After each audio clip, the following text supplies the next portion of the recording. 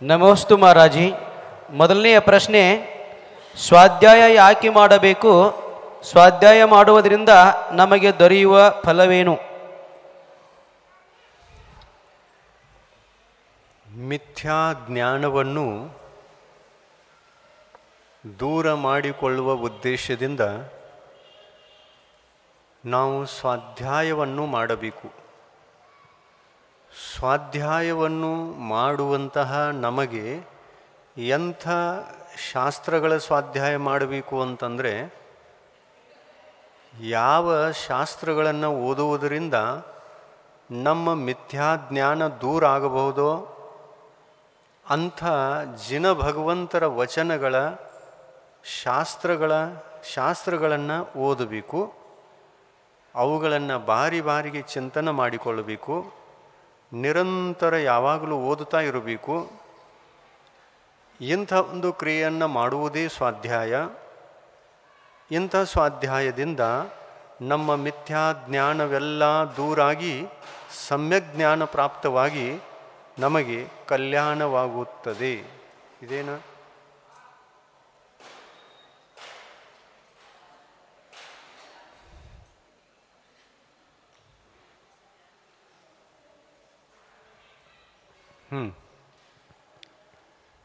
ಎರಡನೆಯ ಪ್ರಶ್ನೆ, ನಿಖಿತಾ ನೇಮಿನಾಥ್ ಹಳ್ಳೂರು.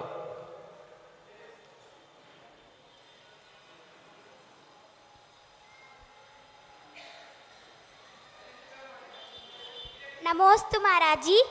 ನಮೋಸ್ತು ಮಹಾರಾಜಿ. ನಮೋಸ್ತು ಮಹಾರಾಜಿ. ನನ್ನ ಹೆಸರು ನಿಖಿತಾ ನೇಮಿನಾಥ್ ಹಳ್ಳೂರ್. ನಾನು 5ನೇ ತರಗತಿಯಲ್ಲಿ ಓದುತ್ತಿದ್ದೇನೆ. ನನ್ನ ಪ್ರಶ್ನೆ ಏನೆಂದರೆ, ಮಂದಿರಕ್ಕೆ ಬರುತ್ತಿದ್ದಾಗ ಯಾವ ಉಡುಪುಗಳನ್ನು ಧರಿಸಬೇಕು? ಮಂದಿರಕ್ಕೆ ದೇವ ದರ್ಶನ ಮಾಡುವುದರ ಉದ್ದೇಶದಿಂದ ನಮ್ಮ ಉಡುಪುಗಳೆಲ್ಲ ಸ್ವಚ್ಛವಾಗಿರಬೇಕು. ತೊಳೆದಿರತಕ್ಕಂತಹ ಬಟ್ಟೆಗಳನ್ನು ನಾವು ಉಟ್ಟುಕೊಂಡು ಅದು ಪ್ರಶಸ್ತವಾಗಿರಬೇಕು. ಅಂಥ ಪ್ರಶಸ್ತ ವಸ್ತ್ರಗಳನ್ನು ಧಾರಣೆ ಮಾಡಿ ದೇವದರ್ಶನ ಮಾಡಬಹುದು. ಎರಡನೇ ಪ್ರಶ್ನೆ, ವಿವೇಕ್ ಪಾಟೀಲ್.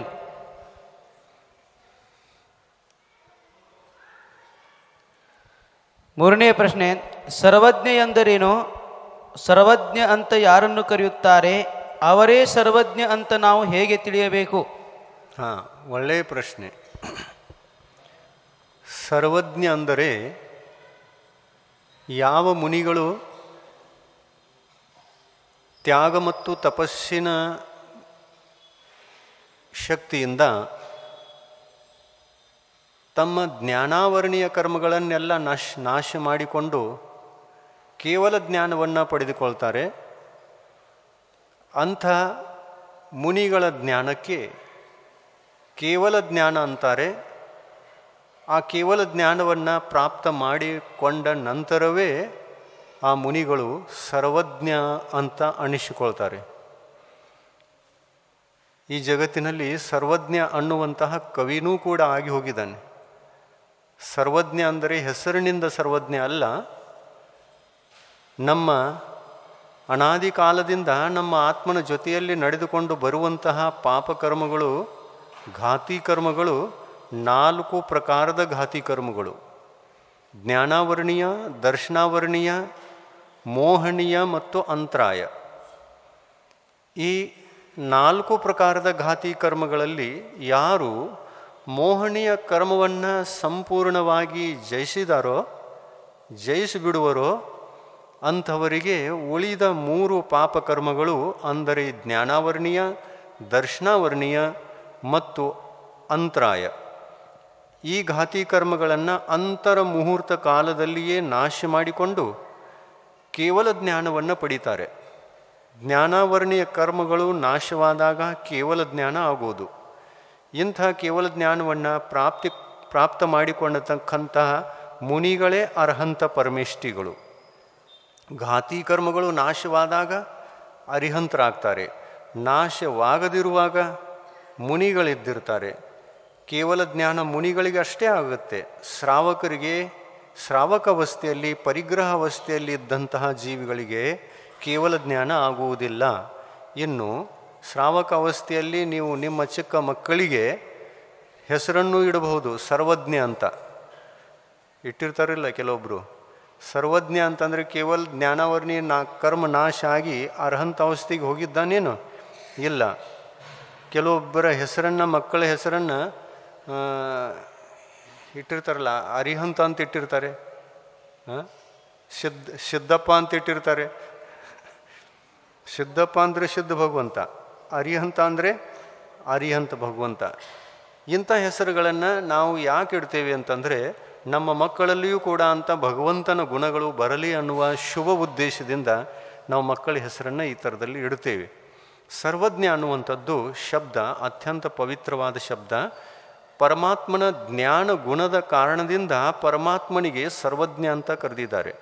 ಸಿದ್ಧ ಪರಮೇಷ್ಠಿಗಳು ಕೂಡ ಸರ್ವಜ್ಞ ಮತ್ತು ಅರಿಹಂತ ಪರಮೇಷ್ಠಿಗಳು ಕೂಡ ಸರ್ವಜ್ಞ. ಉಳಿದ 3 ಪರಮೇಷ್ಠಿಗಳು ಸರ್ವಜ್ಞರಲ್ಲ. ಅವರು ಕ್ಷಾಯೋಕ್ಷಮಿಕ ಜ್ಞಾನವನ್ನು ಹೊಂದಿರತಕ್ಕಂತಹ ಮುನಿಗಳು. ಸರ್ವಜ್ಞನಾದ ನಂತರ ಅವರು ಜಗತ್ತಿನ ಎಲ್ಲ ಲೋಕಾಲೋಕದ ಸಮಸ್ತ ಪದಾರ್ಥಗಳನ್ನು ತಮ್ಮ ಆತ್ಮನಲ್ಲಿ ಪ್ರತ್ಯಕ್ಷ ಕಂಡು ತಿಳಿದು ಉಪದೇಶವನ್ನು ನೀಡ್ತಾರೆ. ಸರ್ವಜ್ಞತ್ವದ ಶಕ್ತಿಯಿಂದ, ಆ ಒಂದು ಅನಂತ ಜ್ಞಾನದ ಶಕ್ತಿಯಿಂದ ಈ ಸರ್ವಜ್ಞ ಪದವನ್ನು ಪಡೆದ ನಂತರ ಆತ್ಮನಲ್ಲಿ ಎಂಥ ಒಂದು ಶಕ್ತಿ, ಜ್ಞಾನಶಕ್ತಿ ಪ್ರಕಟ ಆಗ್ತದೆ ಅಂತಂದರೆ ಅನಂತ ಜ್ಞಾನಶಕ್ತಿ ಆತ್ಮನಲ್ಲಿ ಪ್ರಕಟ ಆಗುತ್ತೆ. ಇಂಥ ಅನಂತ ಶಕ್ತಿ ಉಳ್ಳ ಮುನಿಗಳು ಅಂದರೆ ಅರ್ಹಂತ ಪರಮೇಷ್ಠಿಗಳು, ಅವರನ್ನು ಕೂಡ ಮುನಿ ಅಂತ ಕರೀತಾರೆ. ಮುನಿ ಅವಸ್ಥೆ ಅಲ್ಲಿಯೂ ಕೂಡ ಇದೆ, ಇಲ್ಲಿಯೂ ಕೂಡ ಇದೆ. ಆದರೆ ಅವರು ಸರ್ವಜ್ಞ ಮುನಿಗಳು ಮತ್ತು ಉಳಿದವರು ಕ್ಷಾಯೋಪಶಮಿಕ ಜ್ಞಾನವುಳ್ಳ ಮುನಿಗಳು. ಈ ರೀತಿ ನಾವು ಮುನಿಗಳ ಸಂಖ್ಯೆಯನ್ನು ಕಲ್ಪಿಸಿಕೊಂಡಾಗ 3 ಕಡಿಮೆ 9 ಕೋಟಿ ಅಂತ ಹೇಳ್ತೀವಲ್ಲ, ಅದರೊಳಗೆ ಸರ್ವಜ್ಞ ಭಗವಂತರೂ ಬಂದರು ಮತ್ತು ಕ್ಷಾಯೋಪಶಮಿಕ ಜ್ಞಾನವನ್ನು ಹೊಂದಿರತಕ್ಕಂತಹ ಮುನಿಗಳು ಕೂಡ ಬರ್ತಾರೆ. 6ನೇ ಗುಣಸ್ಥಾನದಿಂದ 12ನೇ ಗುಣಸ್ಥಾನದವರೆಗೆ ಕ್ಷಾಯೋಪಶಮಿಕ ಜ್ಞಾನವನ್ನು ಹೊಂದಿರತಕ್ಕಂತಹ ಅಲ್ಪಜ್ಞರಾದ ಮುನಿಗಳಿರ್ತಾರೆ ಇಂಥ ಈ ಒಂದು ಗುಣಸ್ಥಾನಗಳಲ್ಲಿ 6ರಿಂದ 12ರವರೆಗೆ. ಇನ್ನು 13ನೇ ಮತ್ತು 14ನೇ ಗುಣಸ್ಥಾನದಲ್ಲಿ ಕೇವಲ ಜ್ಞಾನವನ್ನು ಹೊಂದಿರತಕ್ಕಂತಹ ಅರ್ಹಂತ ಪರಮೇಷ್ಠಿಗಳಿರ್ತಾರೆ. ಮತ್ತು ಈ ಅರ್ಹಂತ ಪರಮೇಷ್ಠಿಗಳೇ ಉಳಿದ ತಮ್ಮ ಆಘಾತಿ ಕರ್ಮಗಳನ್ನು ಕೂಡ ನಾಶ ಮಾಡಿಕೊಂಡು ಶರೀರವನ್ನು ತ್ಯಾಗ ಮಾಡಿ ಅಂತ್ಯ ಸಮಯದಲ್ಲಿ ಆಯು ಕರ್ಮ ಮುಗಿಯುವಾಗ ಪಂಡಿತ ಮರಣವನ್ನು ಸಾಧಿಸಿಕೊಂಡು ಶರೀರದಿಂದ ಮುಕ್ತರಾದಾಗ, ಸಮಸ್ತ ಆಘಾತಿ ಕರ್ಮಗಳಿಂದ ಮುಕ್ತರಾದಾಗ ಅವರನ್ನು ನಾವು ಸಿದ್ಧ ಪರಮೇಷ್ಠಿಗಳು ಅಂತ ಕರಿತೀವಿ. ಸಿದ್ಧ ಪರಮೇಷ್ಠಿಗಳಿಗೆ ಕೇವಲ ಆತ್ಮ ಇದೆ, ಶರೀರ ಇಲ್ಲ, ಕರ್ಮ ಇಲ್ಲ, ಅನಂತ ಶಕ್ತಿ ಇದೆ, ಅನಂತ ಗುಣಗಳು ಕೂಡ ಆತ್ಮನಲ್ಲಿವೆ. ಮೋಕ್ಷದಲ್ಲಿ ಇರುವಂತಹ ಆತ್ಮರಿಗೆ ಅನಂತ ಗುಣಗಳ ಅಸ್ತಿತ್ವ ಇರ್ತದೆ. ಈಗ ಸರ್ವಜ್ಞ ಅನ್ನತಕ್ಕಂತಹ ಯಾವ ಶಬ್ದ ಇತ್ತೋ ಅದರ ಮಹತ್ವವನ್ನು ಕೂಡ ಕೇಳಿದ್ರಿ. ಎಲ್ಲ ಆಯಿತು. ಮುಂದಿನ ಪ್ರಶ್ನೆ. ಪ್ರಾಚಿ.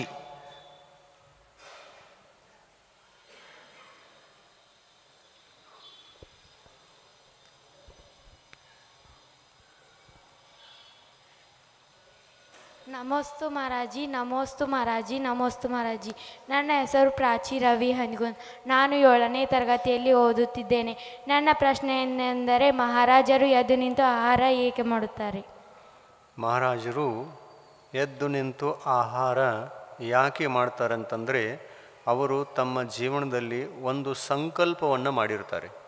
ಏನು ಸಂಕಲ್ಪ ಮಾಡಿರ್ತಾರೆ ಅಂತಂದರೆ, ಎದ್ದು ನಿಂತು ಆಹಾರ ತೆಗೆದುಕೊಳ್ಳುವ ತನಕ, ಎಲ್ಲಿ ತನಕ ನಮ್ಮ ಶರೀರದಲ್ಲಿ ಶಕ್ತಿ ಇದೆಯೋ ಅಲ್ಲಿಯ ತನಕ ಎದ್ದು ನಿಂತು ಆಹಾರ ತಕ್ಕೊಳ್ತೇವೆ.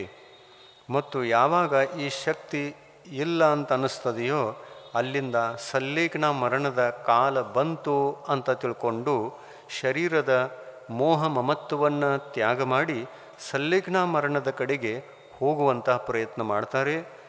ಎದ್ದು ನಿಂತು ಆಹಾರ ತಕ್ಕೊಳ್ಳೋದು ಅಂತಂದರೆ ಶರೀರದ ಒಂದು ಪರೀಕ್ಷಾಭಾವ. ಸಲ್ಲೇಖನ ಮರಣ ಕಾಲ ಬಂತೋ ಅಥವಾ ಇಲ್ಲ ಅನ್ನೋದು ಗೊತ್ತಾಗುತ್ತೆ. ಎದ್ದು ನಿಂತು ಆಹಾರ ತಗೊಳ್ಳೋದು ಆಗ್ತಾ ಇಲ್ಲ ಅಂತಂದರೆ ಸಲ್ಲಿಕನ ಮರಣದ ಕಾಲ ಬಂದಿದೆ ಅಂತ ಅನ್ನೋದು ಸಂಕೇತ ಸಿಕ್ಕ ಹೋಗ್ತದೆ. ಆವಾಗ ಸಲ್ಲಿಕನಾದ ಅಭ್ಯಾಸ ಅವರು ಮಾಡ್ತಾರೆ. ಮುಂದಿನ ಪ್ರಶ್ನೆ, ಬಸದಿಯಲ್ಲಿ ಗಂಟೆಯನ್ನು ಮುಂಜಾನೆಯಿಂದ ಸಂಜೆಯ ತನಕ ಬಾರಿಸಬಹುದಾ ಅಥವಾ ಮಧ್ಯಾಹ್ನ 12 ಗಂಟೆಯ ತನಕ ಮಾತ್ರ ಬಾರಿಸಬೇಕು? ಗಂಟೆ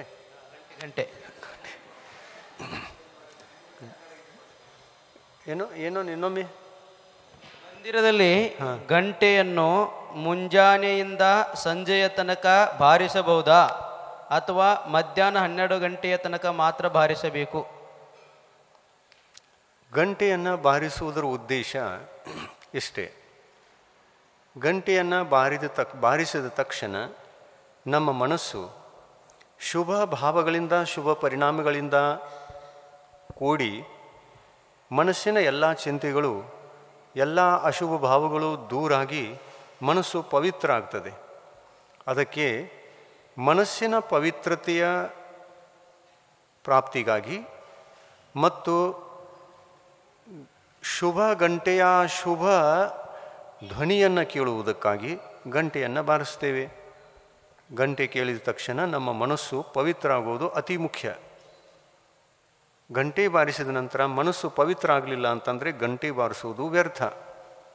ತಿಳಿತಲ್ಲ? ದಿವಸದೊಳಗೆ ಬಾರಿಸ್ಬೇಕು. ಮಧ್ಯಾಹ್ನ ಯಾವಾಗ ಬಾರಿಸಿದ್ರೂ ಕೂಡ ರಾತ್ರಿ ಕಾಲದಲ್ಲಿ ಗಂಟೆಯನ್ನು ಬಾರಿಸಲ್ಲ.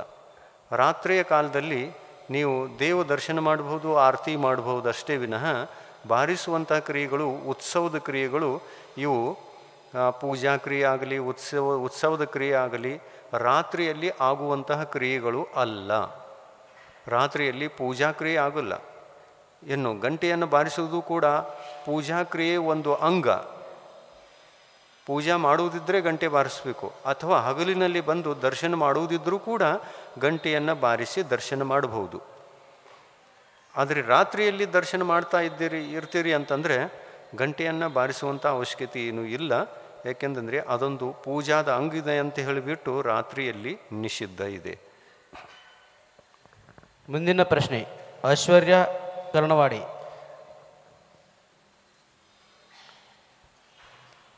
ನಮೋಸ್ತು ಮಹಾರಾಜಿ, ನಮೋಸ್ತು ಮಹಾರಾಜಿ, ನಮೋಸ್ತು ಮಹಾರಾಜಿ.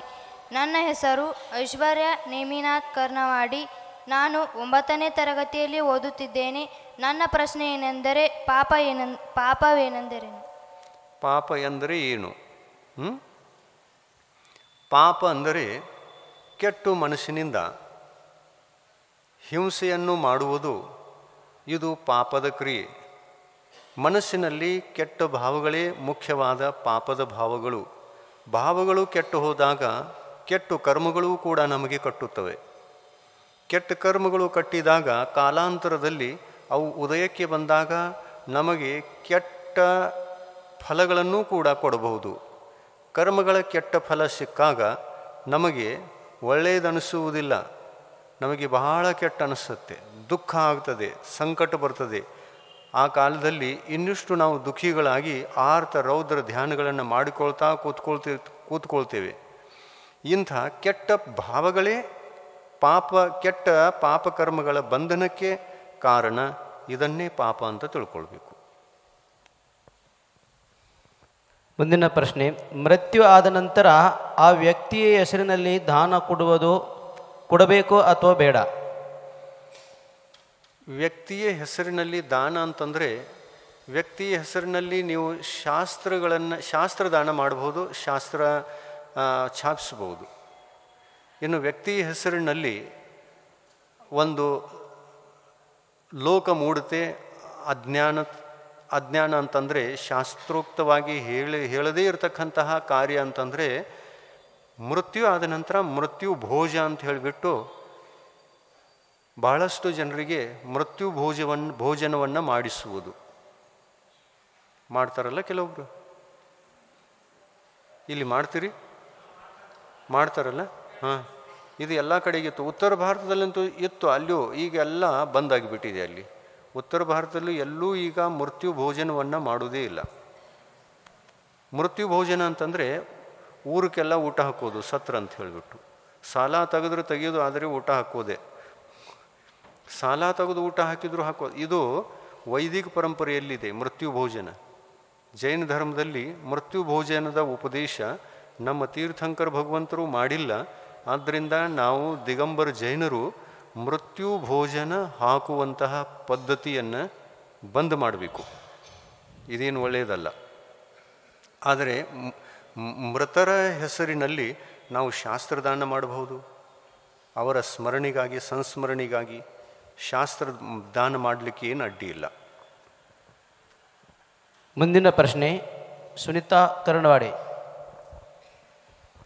ನಮೋಸ್ತು ಮಹಾರಾಜಿ, ನಮೋಸ್ತು ಮಹಾರಾಜಿ, ನಮೋಸ್ತು ಮಹಾರಾಜಿ. ನನ್ನ ಹೆಸರು ಸುನಿತಾ ಪಾರಿಸ್ ಕರ್ಣವಾಡಿ. ನಾನು 8ನೇ ತರಗತಿಯಲ್ಲಿ ಓದುತ್ತಿದ್ದೇನೆ. ನನ್ನ ಪ್ರಶ್ನೆ ಏನೆಂದರೆ, ಧರ್ಮವನ್ನು ಏಕೆ ಪಾಲಿಸಬೇಕು? ಧರ್ಮವನ್ನು ಏಕೆ ಪಾಲಿಸಬೇಕು? ಧರ್ಮ ಅಂದರೆ ಸಮ್ಯಕ್ ದರ್ಶನ, ಸಮ್ಯಕ್ ಜ್ಞಾನ ಮತ್ತು ಸಮ್ಯಕ್ ಚಾರಿತ್ರ. ಮಿಥ್ಯಾತ್ವವನ್ನು ಬಿಟ್ಟು ತ್ಯಾಗ ಮಾಡಿ ಸಮ್ಯಕ್ತ್ವವನ್ನು ಪಾಲಿಸುವುದು ಇದೇ ಧರ್ಮ. ಈ ಧರ್ಮವನ್ನು ಮತ್ತು ಶಾಸ್ತ್ರಗಳ ಸ್ವಾಧ್ಯಾಯವನ್ನು ಮಾಡಿ ಸಮ್ಯಕ್ ಜ್ಞಾನವನ್ನು ಬೆಳೆಸಿಕೊಳ್ಳುವುದು ಇದು ಸಮ್ಯಕ್ ಜ್ಞಾನ ಅನ್ನುವಂತಹ 2ನೇ ಧರ್ಮ. ಮತ್ತು ಪಾಪದ ಕ್ರಿಯೆಗಳನ್ನು, ಜೀವಹಿಂಸೆಯನ್ನು ತಡೆಗಟ್ಟಿ ಜೀವನದಲ್ಲಿ ಸಂಯಮವನ್ನು ಧರಿಸುವುದು ಮತ್ತು ನಮ್ಮ ಕಷಾಯಗಳನ್ನೆಲ್ಲ, ಅಂತರಂಗದ ಕಷಾಯ ಕಲ್ಮಶಗಳನ್ನೆಲ್ಲ ಕಡಿಮೆ ಮಾಡಿಕೊಂಡು ಅವುಗಳನ್ನು ಜಯಿಸಿ ಜೀವಿಸುವುದು ಇದು ಚಾರಿತ್ರ ಧರ್ಮ.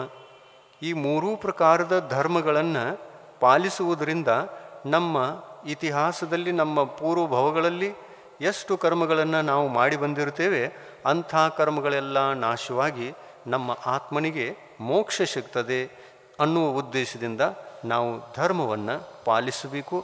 ರತ್ನತ್ರಯ ಸ್ವರೂಪ ಧರ್ಮವೇ ಜೈನ ಧರ್ಮ. ಇದು ಮುಕ್ತಿಗೆ ಕಾರಣ, ಆತ್ಮನಿಗೆ ಕಲ್ಯಾಣ ಆಗ್ತದೆ ಅನ್ನುವಂಥದ್ದು ಇದೇ ಧರ್ಮದಿಂದ ಮಾತ್ರ. ಮುಂದಿನ ಪ್ರಶ್ನೆ ಸಮ್ಯಕ್ ಮಿಥ್ಯಾತ್ವ ಎಂದರೇನು ಮತ್ತು ಸಮ್ಯಕ್ ಪ್ರಕೃತಿ ಎಂದರೇನು? ಸಮ್ಯಕ್ ಮಿಥ್ಯಾತ್ವ ಪ್ರಕೃತಿ ಅನ್ನತಕ್ಕಂತಹ ಪ್ರಕೃತಿ ಇದು ಒಂದು ಸಮ್ಯಕ್ತ್ವ ಧರ್ಮವನ್ನು ಘಾತಿಸುವಂತಹ ಕರ್ಮ. ಸಮ್ಯಕ್ ಮಿಥ್ಯಾತ್ವ ಅಂತಂದರೆ ಯಾವ ಕರ್ಮದ ಉದಯದಲ್ಲಿ ಜೀವಿಗೆ ಧರ್ಮದ ಬಗ್ಗೆನೂ ಕೂಡ ಆಸಕ್ತಿ ಇರ್ತದೆ ಮತ್ತು ಮಿಥ್ಯಾತ್ವದ ಬಗ್ಗೆನೂ ಕೂಡ ಆಸಕ್ತಿ ಇರ್ತದೆ. ಇದನ್ನೂ ಮಾಡಬೇಕು, ಅದನ್ನೂ ಮಾಡಬೇಕು. 2 ಪ್ರಕಾರದ ವಿಚಾರ, 2 ಪ್ರಕಾರದಿಂದ ಬುದ್ಧಿ ಯಾವಾಗ ಜೀವಿಗೆ ಇರ್ತದೆಯೋ ಆವಾಗ ಸಮ್ಯಕ್ ಮಿಥ್ಯಾತ್ವ ಅನ್ನತಕ್ಕಂತಹ ಈ ಸಮ್ಯಕ್ತ್ವ ನಾಶಕ ಕರ್ಮ ಉದಯದಲ್ಲಿ ಇದ್ದಿರ್ತದೆ. ಅಂದರೆ ಎರಡನ್ನೂ ಮಾಡುವಾಗ ನಾವು ಸಮ್ಯಕ್ ದೃಷ್ಟಿಗಳಾಗಿ ಇರುವುದೇ ಇಲ್ಲ. ಸಮ್ಯಕ್ ಪ್ರಕೃತಿಯ ಉದಯ, ಸಮ್ಯಕ್ ಮಿಥ್ಯಾತ್ವ ಪ್ರಕೃತಿಯ ಉದಯ ಇದೆ ಅಂತಂದರೆ 2 ಪ್ರಕಾರದ ಕಾರ್ಯಗಳನ್ನು ಮಾಡ್ತಿರ್ತೀವಿ. ಕೆಲವರು ಮಾಡ್ತಾರಲ್ಲ, ಅದನ್ನು ಮಾಡ್ತಾರೆ, ಇದನ್ನು ಮಾಡ್ತಾರೆ. ರಾಗಿ ದೇವತೆಗಳಿಗೂ ನಮಸ್ಕಾರ, ನಮಸ್ಕಾರ, ಎಲ್ಲ ಸಮಾನ, ಅದು ಸರಿ, ಇದು ಸರಿ. ಇಂಥ ಒಂದು ಬುದ್ಧಿ ಏನಿರ್ತದೆಯಲ್ಲ, ಅದು ಅಜ್ಞಾನ ಅವಸ್ಥೆಯಲ್ಲಿ ಇರ್ತದೆ. ಆವಾಗ ಸಮ್ಯಕ್ ಮಿಥ್ಯಾತ್ವ ಕರ್ಮ ಅನ್ನತಕ್ಕಂಥದ್ದು ಉದಯದಲ್ಲಿದ್ದುಕೊಂಡು ಜೀವಿಗೆ ಸಮ್ಯಕ್ತ್ವ ನಾಶಕ ಅಧರ್ಮದ ಫಲವನ್ನು ಕೊಡ್ತದೆ.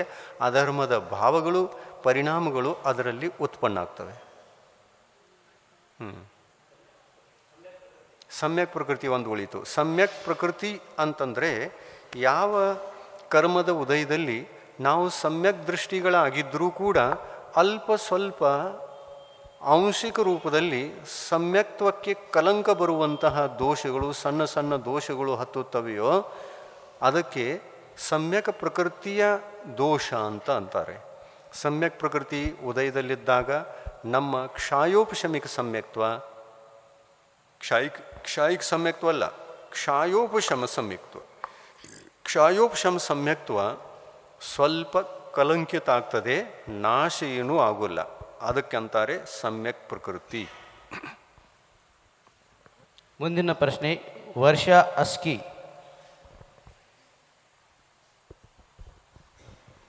ನಮೋಸ್ತು ಮಹಾರಾಜಿ, ನಮೋಸ್ತು ಮಹಾರಾಜಿ, ನಮೋಸ್ತು ಮಹಾರಾಜಿ. ನನ್ನ ಪ್ರಶ್ನೆ, ಮಹಾರಾಜರೇ, ನಿಮಗೆ ವೈರಾಗ್ಯ ಹೇಗೆ ಬಂದಿತ್ತು? ನಮಗೆ ವೈರಾಗ್ಯ ಹೇಗೆ ಬಂದಿತ್ತು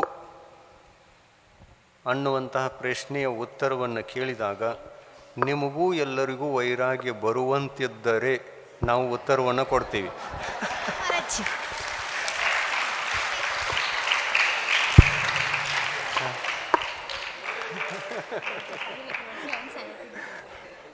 ಬರೇ ಉತ್ತರವನ್ನು ನಾವು ಕೊಡ್ತೀವಿ, ನೀವು ಬರೀ ಕೇಳಿ ಪಾರಾಗ್ತೀರಿ ಇಲ್ಲಿಂದ ಅಂತಂದರೆ ನಾವು ಉತ್ತರ ಕೊಡೋದು ವ್ಯರ್ಥ.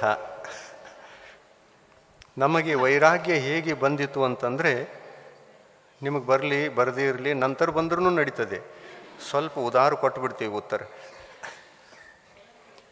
ವೈರಾಗ್ಯ ಯಾವ ಥರ ಬಂದಿತ್ತು ಅಂತಂದರೆ, ನಾವು ಮುನಿಗಳ ಪ್ರವಚನವನ್ನು ಲಕ್ಷ್ಯ ಕೊಟ್ಟು ಕೇಳ್ತಿದ್ವಿ. ಆ ಪ್ರವಚನವನ್ನು ಕೇಳಿದಾಗ ಅದರಲ್ಲಿ ಎಷ್ಟೋ ವಿಷಯಗಳನ್ನು ಸಂಸಾರ ಅಸಾರ ಯಾವ ಥರದಿಂದ ಇದೆ ಅನ್ನುವಂಥ ವಿಷಯಗಳನ್ನು ಹೇಳುವಾಗ ಒಂದು ಕಥೆಯನ್ನು ಹೇಳಿದರು. ಆ ಕಥೆಯನ್ನು ಕೇಳಿ ಇನ್ನಿಷ್ಟು ಧರ್ಮದ ತತ್ವಗಳನ್ನು ತಿಳಿದುಕೊಳ್ಳಬೇಕು ಅನ್ನುವಂತಹ ಭಾವನೆ ಉಂಟಾಯಿತು. ಯಾವ ಕಥೆಯನ್ನು ಹೇಳಿದರು ಅಂತಂದರೆ, ದೇವಸ್ಥಾನಗಳಲ್ಲಿ ದೇವಸ್ಥಾನದ ಒಳಗಡೆಗೆ ಕೆಲವೊಂದು ಗೋಡೆಯ ಮೇಲೆ ಚಿತ್ರವನ್ನು ತೋರಿಸಿರ್ತಾರೆ. ಒಬ್ಬ ಎಂಥ ಗಿಡ ಅದು, ಆಲದ ಮರದ ಬೇರುಗಳಿರ್ತಾವಲ್ಲ ಮೇಲಿಂದ ಕೆಳಗಡೆಗೆ ಬರ್ತವೆ. ಆ ಬೇರುಗಳನ್ನು ಹಿಡ್ಕೊಂಡು ಒಬ್ಬ ಜೋತಾಡ್ತಾ ಇದ್ದಾನೆ. ಕೆಳಗಡೆಗೆ ಬಾವಿ ಇದೆ, ಹಳೆ ಬಾವಿ. ಆ ಬಾವಿಯಲ್ಲಿ 4 ಹಾವುಗಳಿವೆ. ಮೇಲ್ಗಡೆಗೆ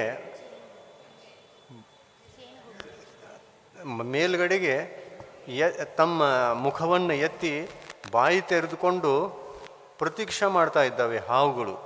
ಯಾವುದನ್ನು ಪ್ರತೀಕ್ಷೆ ಮಾಡ್ತಾ ಇದ್ದಾವೆ? ಆ ಮನುಷ್ಯ ಕೆಳಗೆ ಬೀಳ್ತಾನೆ ಮತ್ತು ನಾವು ಅದನ್ನು ಭಕ್ಷಣೆ ಮಾಡ್ತೀವಿ ಅಂತ. ಹೆಬ್ಬಾವುಗಳು, ಮನುಷ್ಯನನ್ನು ನುಂಗುವಂಥ ಹೆಬ್ಬಾವುಗಳು 4 ಇದ್ದುವಂತೆ. ಇದು ಎಲ್ಲೋ ಘಟಿಸಿರ್ಬೋದು.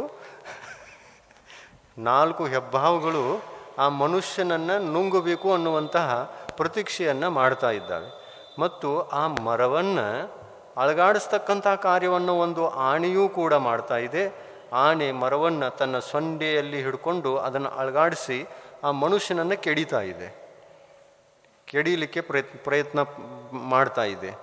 ಇಂಥ ಚಿತ್ರದ ಬಗ್ಗೆ ಒಂದು ಕಥೆಯನ್ನು ಹೇಳಿದರು. ಆಮೇಲೆ ಆ ಕಥೆಯಿಂದ ನಮಗೆ ಎಲ್ಲ ಗೊತ್ತಾಯಿತು. ಇಲ್ಲಿ 3 ಲೋಕದಲ್ಲಿ ಗತಿಗಳೆಷ್ಟಿವೆ? 4. ಜೀವ ಎಲ್ಲಿರ್ತಾನೆ? 4 ಗತಿಗಳಲ್ಲಿರ್ತಾನೆ. ನರಕದಲ್ಲಿದ್ದಾಗ ದುಃಖಿ ಇರ್ತಾನೆ, ಸ್ವರ್ಗದಲ್ಲಿದ್ದಾಗ ಸ್ವಲ್ಪ ಸುಖಿ ಇರ್ತಾನೆ, ತಿರ್ಯಂಚಿ ಗತಿಯಲ್ಲಿ ಹೋದಾಗ ದುಃಖಿ ಇರ್ತಾನೆ, ಮನುಷ್ಯ ಗತಿಯಲ್ಲಿ ಬಂದಾಗ ಸುಖಿನೂ ದುಃಖಿನೂ ಎರಡೂ ಥರದಂದೇ ಇರ್ತಾನೆ. ಇದೇ ಸಂಸಾರ. ಈ ಸಂಸಾರದಿಂದ ಮುಕ್ತನಾಗತಕ್ಕಂತಹ ಮುಕ್ತವಾಗುವಂತಹ ಒಂದು ಮಾರ್ಗವೂ ಕೂಡ ಇದೆ. ಅದು ಯಾವುದು ಅಂತಂದರೆ ಸಮ್ಯಕ್ ದರ್ಶನ ಜ್ಞಾನ ಚಾರಿತ್ರಾಣಿ ಮೋಕ್ಷ ಮಾರ್ಗ. ಈ 4 ಗತಿಗಳಲ್ಲಿ ಹುಟ್ಟಬಾರದು ಅನ್ನುವಂಥವರಿಗೆ ಸಮ್ಯಕ್ ದರ್ಶನ ಜ್ಞಾನ ಚಾರಿತ್ರ ಈ 3 ಧರ್ಮಗಳನ್ನು ಪಾಲನೆ ಮಾಡಿದರೆ ನಮ್ಮ ಎಲ್ಲ ಕರ್ಮಗಳು ನಾಶವಾಗಿ ಶರೀರದಿಂದ ಹುಟ್ಟುವುದು ಸಾಯುವುದು ಇಂಥದ್ದೆಲ್ಲ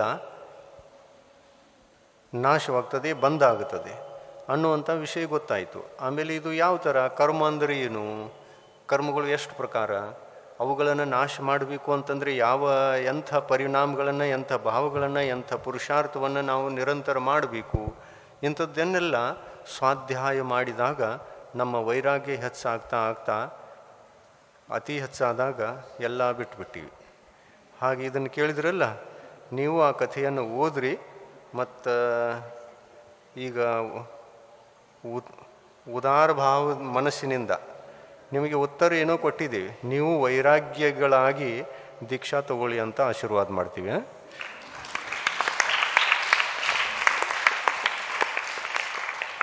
ಮುಂದಿನ ಪ್ರಶ್ನೆ ಸ್ವಾತಿ ಬದನೆಕಾಯಿ.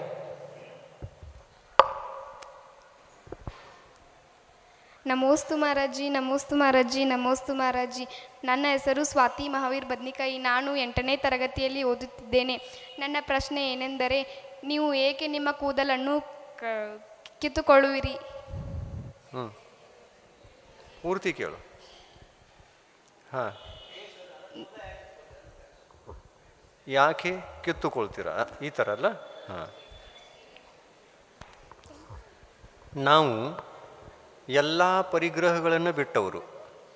ಇನ್ನು ಕೂದಲನ್ನು ಕೈಯಿಂದ ಕಿತ್ತುಕೊಳ್ಳಬಾರದು ಅಂತಂದರೆ ಆ ಕೂದಲುಗಳನ್ನು ಕಟ್ ಮಾಡಲಿಕ್ಕೆ ಯಾವುದಾದ್ರೂ ಅಸ್ತ್ರಶಸ್ತ್ರ ಇಟ್ಕೊಳ್ಳೇಬೇಕು. ನಮಗೆ ಅಸ್ತ್ರಶಸ್ತ್ರಗಳ ತ್ಯಾಗ ಇದೆ ಅಂದಮೇಲೆ ಕೈಯಿಂದಲೇ ಕಿತ್ಕೋಬೇಕು. ಸ್ವಲ್ಪ ಕಷ್ಟ ಆದರೂ ಏನು ಅಡ್ಡಿ ಇಲ್ಲ, ಬಹಳ ಕಷ್ಟ ಏನಾಗೋಲ್ಲ, ಸ್ವಲ್ಪ ಕಷ್ಟ ಆಗ್ತದೆ. ಆದರೂ ಕಿತ್ತುಕೊಳ್ತಕ್ಕಂಥ ಒಂದು ಪದ್ಧತಿ ಇದೆ. ಸಾವಕಾಶ ಕಿತ್ತು ನೋಡಿದರೆ ಬಹಳ ಕಷ್ಟ ಆಗುತ್ತೆ. ಜಲ್ದಿ ಜಲ್ದಿ ಕಿತ್ತಿದ್ರೆ ಅಂದರೆ ಕಷ್ಟ ಕಡಿಮೆ. ನೋಡಿ, ಪ್ರಾಕ್ಟೀಸ್ ಮಾಡಿ ನೋಡಿ. ಸ್ವಲ್ಪ ಸಾವಕಾಶ ಕಿತ್ಕೊಳ್ಳಿ. ಒಂದು ಕೂದಲ ಸಾವಕಾಶ ಬೇತ್ಲಿ ಕಿತ್ಕೊಳ್ಳೋದು ಭಾಳ ಕಷ್ಟ ಆಗುತ್ತೆ. ನಾವು ಸಾವಕಾಶ ಕಿತ್ಕೊಳ್ಳಲ್ಲ, ಫಟ್ ಫಟ್ ಫಟ್ ಫಟ್ ಎಲ್ಲ ಕಿತ್ಕೊಂಡು ಬಿಡ್ತೀವಿ, ಕಷ್ಟ ಕಡಿಮೆ. ಯಾಕೆ ಕಿತ್ಕೊಳ್ತೇವೆ ಅಂತಂದರೆ ಪರಿಗ್ರಹ ಯಾವುದೂ ನಮಗೆ ಬೇಕಾಗಿಲ್ಲ, ಅದು ಅನಾವಶ್ಯಕ ಅಂತ ತಿಳ್ಕೊಂಡು ನಾವು ನಮ್ಮ ಕೈಯಿಂದಲೇ ಕೂದಲನ್ನು ಕಿತ್ಕೊಂಡು ಸ್ವಚ್ಛ ಮಾಡ್ಕೊಳ್ತೀವಿ. ಅದು 2 ತಿಂಗಳಿಗೊಮ್ಮೆ, ಹೆಚ್ಚಿಂದ ಹೆಚ್ಚು 4 ತಿಂಗಳಿಗೆ, ಮಧ್ಯಮ 3 ತಿಂಗಳಿಗೆ, ಜಗನ್ಯ 2 ತಿಂಗಳಿಗೆ ಒಮ್ಮೆ ಆದರೂ ಕೇಶಲೋಂಚ ಮಾಡ್ಕೊಳ್ತೀವಿ. ಉತ್ಕೃಷ್ಟ 2 ತಿಂಗಳು, ಮಧ್ಯಮ 3 ತಿಂಗಳು, ಜಗನ್ಯ 4 ತಿಂಗಳು. ಮುಂದಿನ ಪ್ರಶ್ನೆ ಸುಸ್ಮಿತಾ ಅಸ್ಕಿ. ನಮೋಸ್ತು ಮಹಾರಾಜಿ, ನಮೋಸ್ತು ಮಹಾರಾಜಿ, ನಮೋಸ್ತು ಮಹಾರಾಜಿ. ಮಹಾರಾಜಿ, ಗುಪ್ತದಾನದ ಮಹತ್ವ ತಿಳಿಸಿ. ಗುಪ್ತದಾನ ಅಂತಂದರೆ ನಮ್ಮ ಹೆಸರನ್ನು ನಾವು ಯಾರಿಗೆ ಹೇಳದೆ ಯಾವುದೇ ಒಂದು ಮಂದಿರದ ಪೆಟ್ಟಿಗೆಯಲ್ಲಿ ಅಥವಾ ಯಾವುದೇ ಪ್ರಕಾರದಿಂದ ನಾವು ಪ್ರತ್ಯಕ್ಷವಾಗಿ ಆ ಹಣವನ್ನು ಕೊಡ್ತೇವೆ ಅಂದ್ರೂ ಹೆಸರನ್ನು ಅಪೇಕ್ಷೆ ಪಡೋಲ್ಲ. ಈ ಗುಪ್ತದಾನ ಅನ್ನುವಂತಹ ದಾನದ ಪದ್ಧತಿ ಅತ್ಯಂತ ಉತ್ಕೃಷ್ಟವಾದ ಪದ್ಧತಿ. ದಾನ ಕೊಟ್ಟು ಆ ದಾನದಿಂದ ನನ್ನ ಹೆಸರು ಉಳಿಯಲಿ ಅನ್ನುವಂಥ ಭಾವ ಬರಬೇಕು, ಬರಬಾರ್ದು?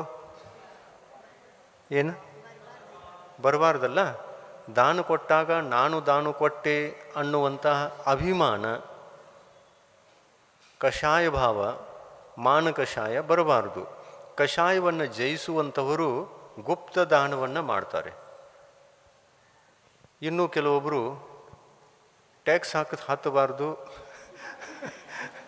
ಅನ್ನುವಂಥ ಉದ್ದೇಶದಿಂದಲೂ ಗುಪ್ತದಾನವನ್ನು ಮಾಡ್ತಾರೆ. ಅದೂ ಸರಿ. ಯಾಕೆಂತಂದರೆ ಇರುವಂತಹ ಪರಿಗ್ರಹ ಯಾವುದೇ ಪ್ರಕಾರವಾಗಿ ಅದು ನಮ್ಮ ಪಾಪಕರ್ಮಗಳ ಬಂಧನಕ್ಕೆ ಕಾರಣವಾಗಬಾರದು ಅನ್ನುವ ದೃಷ್ಟಿಯಿಂದ ಯಾವ ಥರ ಮಾಡಿದ್ರೂ ಕೂಡ ಅದರೊಳಗೆ ಮೋಹಭಾವ, ಮಮತ್ವಭಾವ, ಭವಿಷ್ಯದಲ್ಲಿ ಆಶೆ ಆಕಾಂಕ್ಷೆಗಳು, ಯಾವುದೇ ಒಂದು ಗುರಿ, ಇವುಗಳ ಸಾಧನೆಗಾಗಿ ದಾನ ಮಾಡದೇ ಇರುವುದು ಅತಿ ಶ್ರೇಷ್ಠ. ಅದರಲ್ಲಿ ಗುಪ್ತದಾನ ಅನ್ನತಕ್ಕಂಥದ್ದು ಹೆಸರು ಕೊಟ್ಟು ಮಾಡುವುದಕ್ಕಿಂತಲೂ ಗುಪ್ತದಾನ ಕೊಡುವುದು ಅತಿ ಶ್ರೇಷ್ಠವಾದ ದಾನ. ಮುಂದಿನ ಪ್ರಶ್ನೆ ಅಕ್ಷತಾ ಅಸ್ಕಿ. ನಮೋಸ್ತು ಮಹಾರಾಜಿ, ನಮೋಸ್ತು ಮಹಾರಾಜಿ, ನಮೋಸ್ತು ಮಹಾರಾಜಿ. ಭಕ್ತಾಮರ ಸ್ತೋತ್ರವನ್ನು ಹೇಳುವುದರ ಮಹತ್ವವೇನು ಮತ್ತು ಲಾಭವೇನು? ಭಕ್ತಾಮರ ಸ್ತೋತ್ರ ಅಂತಕ್ಕಂಥದ್ದು ಆದಿನಾಥ ಭಗವಂತರ ಸ್ತುತಿ. ಆದಿನಾಥ ಭಗವಂತರ ಸ್ತುತಿಯನ್ನು ನಾವು ಯಾವಾಗಲೂ ಮಾಡ್ತೇವೆ, ಮಾಡಲೇಬೇಕು. ಏಕೆಂದರೆ 24 ತೀರ್ಥಂಕರರಲ್ಲಿ ಮೊದಲನೇ ತೀರ್ಥಂಕರರೇ ಆದಿನಾಥರು. ಆ ಆದಿನಾಥ ತೀರ್ಥಂಕರರ ಭಕ್ತಿಯನ್ನು ಮಾಣತುಂಗ ಆಚಾರ್ಯರು ಬಹಳ ವರ್ಷ ಹಿಂದೆ 8ನೇ ಶತಮಾನ 7ನೇ ಶತಮಾನದಲ್ಲಿ ಮಾಡಿದ್ರು. ಅದು ಬಹಳ ಒಳ್ಳೆಯ ರಚನೆ. ಇಂಥ ಉತ್ಕೃಷ್ಟವಾದ ರಚನೆ ಇಲ್ಲಿ ತನಕ ಯಾವ ಆಚಾರ್ಯರು ಕೂಡ ಅಷ್ಟೊಂದು ಉತ್ಕೃಷ್ಟವಾದ ರಚನೆಯನ್ನು ಮತ್ತು ಸಂಕ್ಷಿಪ್ತದಲ್ಲಿ ಆದಿನಾಥ ಭಗವಂತರ ಸ್ತುತಿಯನ್ನು ಯಾರೂ ಮಾಡಿಲ್ಲ. ನಮ್ಮ ಜೈನ ಪರಂಪರೆಯಲ್ಲಿ ಭಕ್ತಾಮರ ಸ್ತೋತ್ರ ಅನ್ನತಕ್ಕಂಥ ಸ್ತೋತ್ರ ಸರ್ವೋತ್ಕೃಷ್ಟ ಸ್ತೋತ್ರ. ಅದನ್ನು ಎಲ್ಲರೂ ಓದುತ್ತಾರೆ. ಈ ಭಕ್ತಾಮರ ಸ್ತೋತ್ರವನ್ನು ಓದುವುದರಿಂದ ನಮ್ಮ ಮನಸ್ಸು, ನಮ್ಮ ಆತ್ಮ ಒಳ್ಳೆಯ ಪ್ರಶಸ್ತ ಭಾವನೆಗಳನ್ನು ಹೊಂದಿ ಪುಣ್ಯಕರ್ಮವನ್ನು ಕಟ್ಟಿಕೊಳ್ತಾನೆ ಮತ್ತು ಅಸಂಖ್ಯಾತ ಗುಣಿತ ರೂಪದಲ್ಲಿ ಪಾಪಕರ್ಮಗಳ ನಿರ್ಜರೆಯನ್ನು ಕೂಡ ಮಾಡಿಕೊಳ್ತಾನೆ.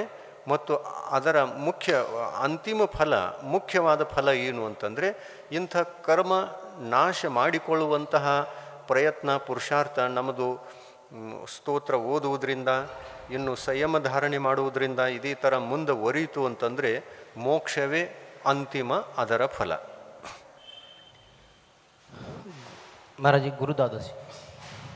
ಹಾಂ, ಇದನ್ನು ಹೇಳೋದ? ಗುರುದಾದಶಿ ಟೈಮ್ ಆಗಿದೆ. ಗುರುದಾದಶಿ ಹೇಳ್ಬೇಕಲ್ಲ ಎಲ್ಲರಿಗೂ. 6:30 ಆಗಿಲ್ಲ, ಇನ್ನು 7:30 ಆಗಿಲ್ಲ. ಇನ್ನು ಈ ಗುರುದಾದಶಿ ಆಗ್ಬೇಕಲ್ರಿ? ಹಾಂ, ಅದೇನು ಒಂದು 15 ನಿಮಿಷದೊಳಗೆ ಆಗುತ್ತೆ. ಇನ್ನೊಂದು ಸ್ವಲ್ಪ 5 ನಿಮಿಷ ಹೋಗಲಿ. ಇದಾವೆ ಇನ್ನು ಭಾಳ ಇದಾವೆ. ಹಿಂದಿನೂ ಹೇಳೋದಾ? ಹಾಂ, ಸಂಸ್ಕೃತದಾಗ ಹೇಳೋದು. ನಮೋಸ್ತು ಮಹಾರಾಜಿ. ನಮೋಸ್ತು ಮಹಾರಾಜಿ. ಭಗವಾನ್ ಮಹಾವೀರರ ನಿರ್ವಾಣ ದಿವಸ. ಆವಾಜ್ ಸರಿ ಬರ್ತಾ ಇಲ್ಲ ಥರದ್ದು.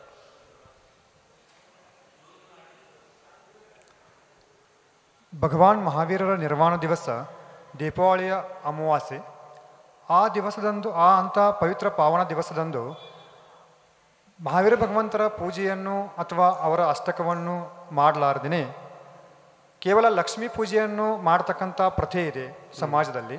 ಆ ಲಕ್ಷ್ಮಿಯನ್ನು ಪೂಜೆ ಮಾಡುವುದರಿಂದ ಆ ಲಕ್ಷ್ಮಿ ಎಲ್ಲರಿಗೆ ದೊರೆಯುತ್ತಾಳೆಯೋ ಅಥವಾ ಮಹಾವೀರ ಭಗವಂತರ ಪೂಜೆಯನ್ನು ಮಾಡುವುದರಿಂದ ಧನಲಕ್ಷ್ಮಿಯ ಪ್ರಾಪ್ತಿಯಾಗುತ್ತದೆ? ಇದರ ಬಗ್ಗೆ ಒಂದು ಸ್ವಲ್ಪ ಸಮಸ್ಯೆ ಇದೆ ನೋಡಿ. ಜೈನ ಧರ್ಮ ಧನ ಸಂಪತ್ತಿಗಳನ್ನು ಪ್ರಾಪ್ತ ಮಾಡಿಕೊಳ್ಳುವಂತಹ ಉದ್ದೇಶದಿಂದ ಜೈನ ಧರ್ಮದ ಕ್ರಿಯೆಗಳನ್ನು ಪಾಲನೆ ಮಾಡಿ, ಯಾವುದೇ ಪೂಜೆ, ಆರಾಧನೆ ಇದನ್ನೆಲ್ಲ ಭೌತಿಕ ಸುಖಗಳ ಇಚ್ಛೆಯಿಂದ ಮಾಡಿತು ಅಂತಂದರೆ ಅದು ಜೈನ ಧರ್ಮ ಅಲ್ಲವೇ ಅಲ್ಲ. ಇನ್ನು ಆ ಭೌತಿಕ ಸುಖಗಳನ್ನು ಇಚ್ಛಿಸಬಾರದು ಅಂತಿರುವಾಗ ದೀಪಾವಳಿಯ ದಿವಸ ಲಕ್ಷ್ಮೀ ಪೂಜೆಯನ್ನು ಮಾಡುವುದು ಅಂದರೆ ಲಕ್ಷ್ಮೀ ಫೋಟೋ ಇಟ್ಟು ಆ ಒಂದು ಸ್ತ್ರೀಯ ಆಕಾರವನ್ನು ಮಾಡಿ ಇಟ್ಟು ಅದನ್ನು ಪೂಜಿಸುವುದು ನಮ್ಮ ಜೈನ ಧರ್ಮದಲ್ಲಿ ಎಲ್ಲಿಯೂ ಕೂಡ, ಯಾವ ಶಾಸ್ತ್ರದಲ್ಲಿಯೂ ಕೂಡ ಹೇಳಿಯೇ ಇಲ್ಲ. ಲಕ್ಷ್ಮಿ ಅಂದರೆ ಫೋಟೋದಲ್ಲಿರ್ತಕ್ಕಂಥ ಸ್ತ್ರೀ ಆಕಾರ ಲಕ್ಷ್ಮಿ ಅಲ್ಲ. ಲಕ್ಷ್ಮಿ ಅಂತಂದರೆ ಮಹಾವೀರ ಭಗವಂತರು ಆ ದಿವಸ ಮೋಕ್ಷಕ್ಕೆ ಹೋದರು. ಆ ಮೋಕ್ಷವನ್ನೇ ಮೋಕ್ಷ ಲಕ್ಷ್ಮಿ ಅಂತ ಕರೆದು ಆ ಮೋಕ್ಷ ಲಕ್ಷ್ಮಿಯ ಪೂಜೆಯನ್ನು ಮಾಡಿದ್ರು. ಕಾಲಾಂತರದಲ್ಲಿ ಮೋಕ್ಷಲಕ್ಷ್ಮಿ ಮೋಕ್ಷಲಕ್ಷ್ಮಿ ಮೋಕ್ಷಲಕ್ಷ್ಮಿ ಅನ್ನುವಂಥ ಶಬ್ದವನ್ನು ಕೇಳಿ ಅದನ್ನು ಮೋಕ್ಷ ಮರೆತು ಬಿಟ್ಟರು, ಲಕ್ಷ್ಮಿ ಅಷ್ಟೇ ಉಳಿತು. ಮೋಕ್ಷ ಮರೆತು ಬಿಟ್ಟರು, ಲಕ್ಷ್ಮಿ ಅಷ್ಟೇ ಉಳಿತು. ಆಮೇಲೆ ಲಕ್ಷ್ಮಿ ಲಕ್ಷ್ಮಿ ಅಂತಂದಾಗ ಅದಕ್ಕೆ ಧನ ಅಂತ ಶಬ್ದ ಯಾರೋ ಜೋಡಿಸಿಬಿಟ್ರು. ಧನಲಕ್ಷ್ಮಿ ಧನಲಕ್ಷ್ಮಿ ಆಯಿತು. ಆಮೇಲೆ ಧನಲಕ್ಷ್ಮಿಯನ್ನು ಕೊಡುವಂತಹ ಲಕ್ಷ್ಮಿ ಭೌತಿಕ ಲಕ್ಷ್ಮಿ ಸ್ತ್ರೀ ಆಕಾರ. ಇದರಿಂದ ನೋಡಿ ರೊಕ್ಕ ಬೀಳ್ತಾವಂತೆ, ದಡ ದಡ ದಡ ದಡ ಬೀಳ್ತಾವ ರೊಕ್ಕ. ಯಾವ ದೀಪಾವಳಿಯ ದಿವಸ ಎಷ್ಟು ರೊಕ್ಕ ಬೀಳ್ತವೆ ಗೊತ್ತಿಲ್ಲ. ಚೀಲ ತುಂಬಿಟ್ಟು ನಾಣ್ಯದ ಚೀಲಗಳನ್ನೆಲ್ಲ ತುಂಬಿಡಬಹುದು ನಾವು, ಆ ಥರ ಬಿದ್ದಿದ್ರೆ. ಈ ಥರ ನಾವು ದುಡ್ಡಿನ ಪೂಜೆಯನ್ನು ಮಾಡಿ ಅಥವಾ ದುಡ್ಡನ್ನು ಯಾರು ಕೊಡ್ತಾರೆ ಅನ್ನುವಂತಹ ಬುದ್ಧಿಯಿಂದ ಲಕ್ಷ್ಮಿಯ ಪೂಜೆಯನ್ನು ಮಾಡಿ ನಾವು ದೀಪಾವಳಿಯನ್ನು ಆಚರಿಸ್ತೇವೆ ಅಂತಂದರೆ ಇದು ಪೂರ್ಣ ಮಿಥ್ಯಾ ಪದ್ಧತಿ ಇದೆ, ತಪ್ಪಾದ ಪದ್ಧತಿ. ಇದರಲ್ಲಿ ಪರಿವರ್ತನೆ ಆಗಬೇಕು. ಯಾವ ಥರದ ಪರಿವರ್ತನೆ? ನಾವು ಮೋಕ್ಷ ಲಕ್ಷ್ಮಿಯ ಪೂಜೆಯನ್ನು ಮಾಡಬೇಕು. ಮಹಾವೀರ ಭಗವಂತರಿಗೆ ಸಿದ್ಧ ಅವಸ್ಥೆ ಪ್ರಾಪ್ತವಾಯಿತು. ಆ ದಿವಸ ನಾವು ಸಿದ್ಧ ಪರಮಿಷ್ಠಿಗಳ ಪೂಜೆಯನ್ನು ಮಾಡಬೇಕು. ಇದೇ ಲಕ್ಷ್ಮೀ ಪೂಜೆ. ಮೋಕ್ಷ ಅಂತಂದರೆ ಯಾವ ಪರಮಿಷ್ಠಿಗಳಲ್ಲಿರ್ತದೆ? ಸಿದ್ಧ ಪರಮಿಷ್ಠಿಗಳಲ್ಲಿ. ಇನ್ನು ಸಿದ್ಧ ಪರಮಿಷ್ಠಿಗಳು ಮುಕ್ತರು ಅಂತಂದರೆ ಶರೀರ ಇಲ್ಲ, ಶರೀರದಿಂದ ಮುಕ್ತರಾಗಿದ್ದಾರೆ. ಕರ್ಮಗಳಿಲ್ಲ, ಕರ್ಮದಿಂದ ಮುಕ್ತರಾಗಿದ್ದಾರೆ. ಅಜ್ಞಾನ ಭಾವಗಳಿಲ್ಲ, ಅಜ್ಞಾನದಿಂದ ಮುಕ್ತರಾಗಿ ಕೇವಲ ಜ್ಞಾನವನ್ನು ಪಡೆದಿದ್ದಾರೆ. ಇದನ್ನೇ ಮೋಕ್ಷ, ಮೋಕ್ಷ ಲಕ್ಷ್ಮಿ, ಆತ್ಮನ ಅಕ್ಷಯ ಸಂಪತ್ತಿ, ಆತ್ಮ ಸಂಪತ್ತಿ, ಆತ್ಮ ವೈಭವ, ಇದಕ್ಕೇನೆ ಹೇಳೋದು. ಆತ್ಮನಲ್ಲಿ ಇರ್ತಕ್ಕಂಥ ಗುಣಗಳೇ ಆತ್ಮನ ವೈಭವ. ಈ ವೈಭವದ ಆತ್ಮ ಗುಣಗಳ ಸಂಪತ್ತಿಯನ್ನು, ಈ ವೈಭವವನ್ನು, ಇದೇ ಲಕ್ಷ್ಮಿಯನ್ನು ಪೂಜೆ ಮಾಡುವಂತಹ ದಿವಸ ಅದು. ಅದನ್ನೇ ನಾವು ಪೂಜಿಸಬೇಕು. ಆತ್ಮನ ಅನಂತ ಗುಣಗಳನ್ನು ಪೂಜಿಸಬೇಕು. ಸಿದ್ಧ ಪರಮಿಷ್ಠಿಗಳ ಮುಕ್ತಾವಸ್ಥೆಯನ್ನು ಪೂಜಿಸಬೇಕೇ ವಿನಃ ಲಕ್ಷ್ಮಿಯನ್ನು ಪೂಜಿಸುವುದು ಮಿಥ್ಯಾತ್ವ. ಇದನ್ನು ಪೂಜಿಸ್ತೇವೆ ಅಂತಂದರೆ ನಮ್ಮ ಸಮ್ಯಕ್ ದರ್ಶನ ಅನ್ನುವಂಥ ಧರ್ಮ ಸುರಕ್ಷಿತವಾಗಿ ಉಳಿದುಕೊಳ್ಳಲಿಕ್ಕೆ ಸಾಧ್ಯವಿಲ್ಲ. ಗುರುದಾಸ್ ಎಲ್ಲರಿಗೆ ಪುಸ್ತಕ ಕೊಟ್ಟಿದ್ದೀರಿ? ಪೇಜ್ ನಂಬರ್ 78, ಪುಟ ಸಂಖ್ಯೆ 78. ಇಲ್ಲಿದಾವ ನೋಡ್ರಿ, ಇನ್ನೊಂದು ಸ್ವಲ್ಪ ಕೊಡ್ರಿ ಈ ಕಡೆ ಗಂಡು ಮಕ್ಕಳಿಗೆಲ್ಲ ಹಿಂದ್ಗಡೆ. ನಂತರ ಮತ್ತೆ ಇಲ್ಲೇ ಇಟ್ಟು ಹೋಗಿ, ಯಾರು ತೊಗೊಂಡು ಹೋಗ್ಬಾರ್ದು, ದಯವಿಟ್ಟೆಲ್ಲ ಇಲ್ಲೇ ಇಟ್ಟು ಹೋಗ್ಬೇಕು. ಸ್ವಲ್ಪ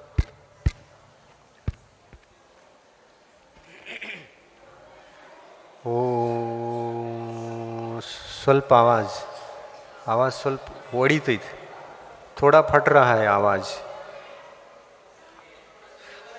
आवाज़ फट रही है.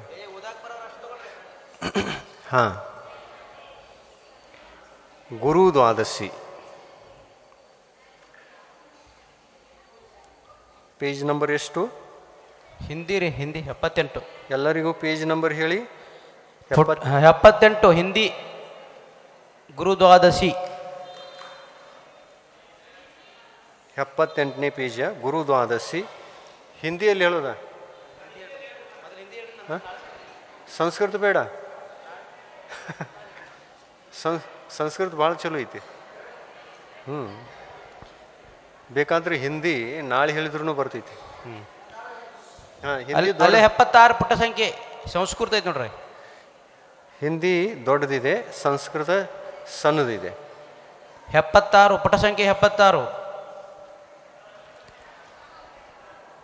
बोलिए संत शिरोमणि आचार्य गुरुवर विद्यासागर जी महाराज की जय हो.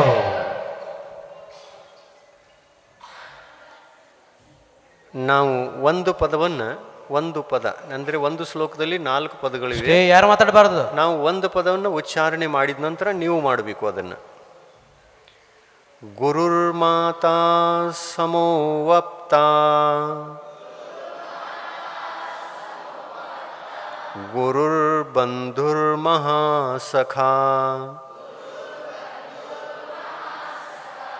ಗುರುರ್ಜಿನೋ ಮಹಾದೇವೋ ಗುರುಣಾಂ ಸಂತತಿರ್ಮಹಾನ್ ಗುಣಗ್ರಾಮಾತ್ ಗುರುರ್ವಂದ್ಯೋ ಗುರುಃ ಸಾಕ್ಷಾದ್ಧಿತಸ್ತಥಾ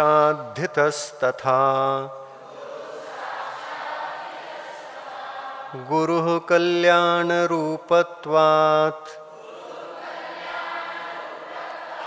ತಸ್ಮೈ ಶ್ರೀ ಗುರವೇ ನಮಃ. ಗುರುಃ ಶ್ರೀ ಸಂಘಯುಕ್ತೋಪಿ ಸಂಘಮುಕ್ತೋ ಯತೋ ಮಹಾನ್. ಗುರುರತ್ನತ್ರಯೋ ಧರ್ಮಸ್ ತಸ್ಮೈ ಶ್ರೀ ಗುರವೇ ನಮಃ. ಗುರುವೇ ಅಲ್ಲ, ಗುರವೇ ನಮಃ. ಗುರುಃ ಸಾಕ್ಷಾತ್ ಸುತೀರ್ಥೋಪಿ ಗುರುಃ ಸಾಕ್ಷಾತ್ ಸುಮಂಗಲಃ. ಗುರುಃ ಸಾಕ್ಷಾತ್ ಶರಣ್ಯೋಪಿ ತಸ್ಮೈ ಶ್ರೀ ಗುರವೇ ನಮಃ. ಗುರುಃ ಸರ್ವೋದಯಃ ಶ್ರೇಷ್ಠೋ ಗುರುಃ ಸರ್ವಹಿತಂಕರಃ. गुरुः साक्षात् दयामूर्तिः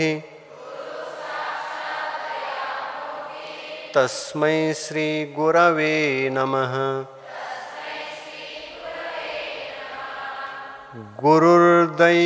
गुरुर्देवो क्षमा सिन्धु गुरुर्मार्दवमण्डितः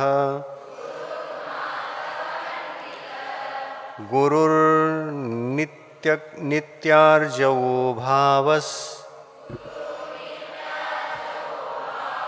तस्मै श्री गुरवे नमः। गुरुर्निष्काङ्क्ष सत्यात्मा गुरुः संयमचन्द्रिका गुरुः श्रेष्ठस्तपोवन्निस् तस्मै श्री गुरवे नमः। गुरुः सर्वपरित्यागी गुरुः सर्वपरित्यागी गुरुरात्मा त्वकिञ्चनः गुरुः स्वस्मिन् सुखी ब्रह्मा तस्मै श्री गुरवे नमः। गुरुर्देवो दैवो गुरुर्भाग्यो गुरुर्दैवो गुरुर्भाग्यो गुरुः सन्मार्गदर्शकः गुरुः श्रेष्ठः सदा लोके तस्मै श्री गुरवे नमः। गुरुर्लोके विशुद्धात्मा स्वशास्थापि स्वबोधकः गुरुर्ध्याता जगद्धाता तस्मै श्री गुरवे नमः। गुरुः सद्धर्ममूलोऽपि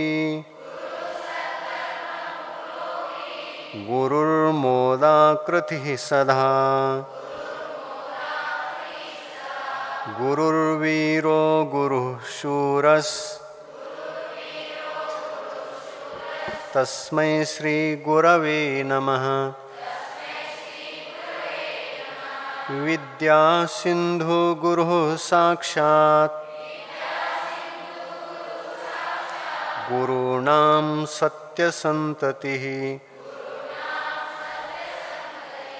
तीर्थंकर सुवाग्वंसी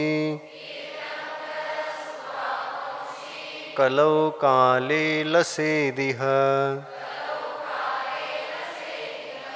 विद्या सिंधुं गुरुं नत्वा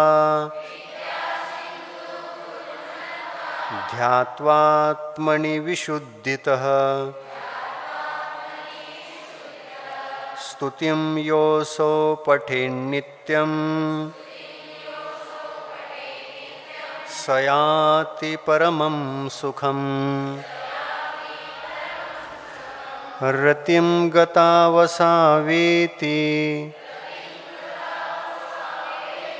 यो मदं स्वयमात्मनि कृपां ततो नरः सम्यक् स याति स्तुतिजां पराम्। गुरुं नत्वा गुरुं स्तूयात्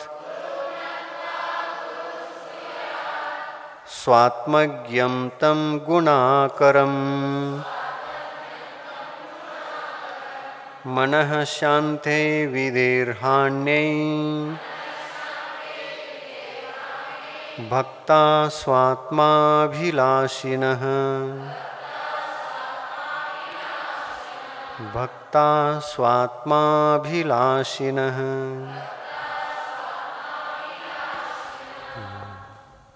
ಎಲ್ಲರೂ ಸೇರಿ ಒಟ್ಟಿಗೆ ಒಂದ್ಸಲ ಮಹಾರಾಜ್, ಎಲ್ಲರಿಗೆ ಒಟ್ಟಿಗೆ ಒಂದ್ಸಲ. ಹಾಂ, ಒಟ್ಟಿಗೆ. ಈಗ ಯಾವ ಧಾಟಿಯಿಂದ ಹೇಳಿದೀವಲ್ಲ, ನೀವು ಕೂಡಿ ಅನ್ನರಿ ನೋಡೋಣ ಎಲ್ಲರೂ. ಹಾಂ ಹಾಂ, 2-3 ಸಲ ಅನ್ನಬಹುದಲ್ಲ. ಹಾಂ, ಶುರು ಮಾಡ್ರಿ. ಗುರುರ್ಮಾತಾ ಸಮೋವಪ್ತ ಗುರುರ್ಬಂಧುರ್ಮಹಾಸಖಾ ಗುರುರ್ಜಿನೋ ಮಹಾದೇವೋ ಗುರುಣಾಂ ಸಂತತಿರ್ಮಹಾನ್ ಗುಣಗ್ರಾಮಾತ್ ಗುರುರ್ವಂದ್ಯೋ ಗುರುಃ ಸಾಕ್ಷಾದ್ಧಿತಸ್ತಥಾ ಗುರುಃ ಕಲ್ಯಾಣರೂಪತ್ವಾತ್ ತಸ್ಮೈ ಶ್ರೀ ಗುರವೇ ನಮಃ. ಗುರುಃ ಶ್ರೀ ಸಂಘಯುಕ್ತೋಪಿ ಸಂಗಮುಕ್ತೋ ಯತೋ ಮಹಾನ್ ಗುರುರತ್ನತ್ರಯೋ ಧರ್ಮಸ್ ತಸ್ಮೈ ಶ್ರೀ ಗುರವೇ ನಮಃ. ಗುರುಃ ಸಾಕ್ಷಾತ್ ಸುತೀರ್ಥೋಪಿ ಗುರು ಸಾಕ್ಷಾತ್ ಸುಮಂಗಲಃ ಗುರುಃ ಸಾಕ್ಷಾತ್ ಶರಣ್ಯೋಪಿ ತಸ್ಮೈ ಶ್ರೀ ಗುರವೇ ನಮಃ. ಗುರುಃ ಸರ್ವೋದಯಃ ಶ್ರೇಷ್ಠೋ ಗುರುಃ ಸರ್ವಹಿತಂಕರಃ ಗುರುಃ ಸಾಕ್ಷಾತ್ ದಯಾಮೂರ್ತಿಸ್ ತಸ್ಮೈ ಶ್ರೀ ಗುರವೇ ನಮಃ. ಗುರುರ್ದೇವೋ ಕ್ಷಮಾ ಸಿಂಧುರ್ ಗುರುರ್ಮಾರ್ದವಮಂಡಿತಃ ಗುರುರ್ನಿತ್ಯಾರ್ಜೋ ಭಾವಸ್ ತಸ್ಮೈ ಶ್ರೀ ಗುರವೇ ನಮಃ. ಗುರುರ್ನಿಷ್ಕಾಂಕ್ಷ ಸತ್ಯಾತ್ಮ ಗುರುಃ ಸಂಯಮಚಂದ್ರಿಕಾ ಗುರುಃ ಶ್ರೇಷ್ಠಸ್ತಪೋವನ್ನಿಸ್ ತಸ್ಮೈ ಶ್ರೀ ಗುರವೇ ನಮಃ. ಗುರುಃ ಸರ್ವಪರಿತ್ಯಾಗಿ ಗುರುಃ ಆತ್ಮಾ ಸ್ವಕಿಂಚನಃ ಗುರುಃ ಸ್ವಸ್ಮಿನ್ ಸುಖೀ ಬ್ರಹ್ಮ ತಸ್ಮೈ ಶ್ರೀ ಗುರವೇ ನಮಃ. ಗುರುರ್ದೈವೋ ಗುರುರ್ಭಾಗ್ಯೋ ಗುರುಃ ಸನ್ಮಾರ್ಗದರ್ಶಕಃ ಗುರುರ್ಜ್ಯೇಷ್ಠಃ ಸದಾ ಲೋಕೆ ತಸ್ಮೈ ಶ್ರೀ ಗುರವೇ ನಮಃ. ಗುರುರ್ಲೋಕೆ ವಿಶುದ್ಧಾತ್ಮ ಸ್ವಶಾಸ್ತಾಪಿ ಸ್ವಬೋಧಕಃ ಗುರುರ್ಧ್ಯಾತಾ ಜಗದ್ಧಾತಾ ತಸ್ಮೈ ಶ್ರೀ ಗುರವೇ ನಮಃ. ಗುರುಃ ಸದ್ಧರ್ಮಮೂಲೋಪಿ ಗುರುಃ ಮೋದಾಕೃತಿಃ ಸದಾ ಗುರುರ್ವೀರೋ ಗುರುಃ ಶೂರಸ್ ತಸ್ಮೈ ಶ್ರೀ ಗುರವೇ ನಮಃ. ವಿದ್ಯಾಸಿಂಧು ಗುರುಃ ಸಾಕ್ಷಾತ್ ಗುರುಣಾಂ ಸತ್ಯಸಂತತಿಃ ತೀರ್ಥಂಕರ ಸುವಾಗ್ವಂಸಿ ಕಲೌ ಕಾಲೇ ಲಸೇದಿಹ. ವಿದ್ಯಾಸಿಂಧುಂ ಗುರುಂ ನತ್ವಾ ಧ್ಯಾತ್ವಾತ್ಮನಿ ವಿಶುದ್ಧಿತಃ ಸ್ತುತಿಂ ಯೋಸೋ ಪಠೇನ್ನಿತ್ಯಂ ಸಯಾತಿ ಪರಮಂ ಸುಖಂ. ರತಿಂ ಗತಾವಸಾವೇತಿ ಯೋ ಮದಂ ಸ್ವಯಮಾತ್ಮನಿ ಕೃಪಾಂ ತತೋ ನರಃ ಸಮ್ಯಕ್ ನಯಾತಿ ಸ್ತುತಿಜಾಂ ಪರಾಂ. ಗುರುಂ ನತ್ವಾ ಗುರುಂ ಸ್ತೂಯಾತ್ ಸ್ವಾತ್ಮಜ್ಞಂ ತಂ ಗುಣಾಕರಂ. ಮನಃ ಶಾಂತೈರ್ವಿಧೇರ್ಹಾಣ್ಯೈ ಭಕ್ತಾ ಸ್ವಾತ್ಮಾಭಿಲಾಷಿನಃ ಭಕ್ತಾ ಸ್ವಾತ್ಮಾಭಿಲಾಷಿನಃ. ಬರ್ತದೆ ಎಲ್ಲರಿಗೆ.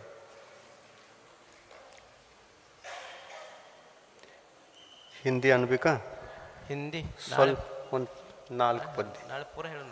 ಮತ್ತು ನಾಳೆ ಉಳಿದ ಪದ್ಯ ಅನ್ನೋನು.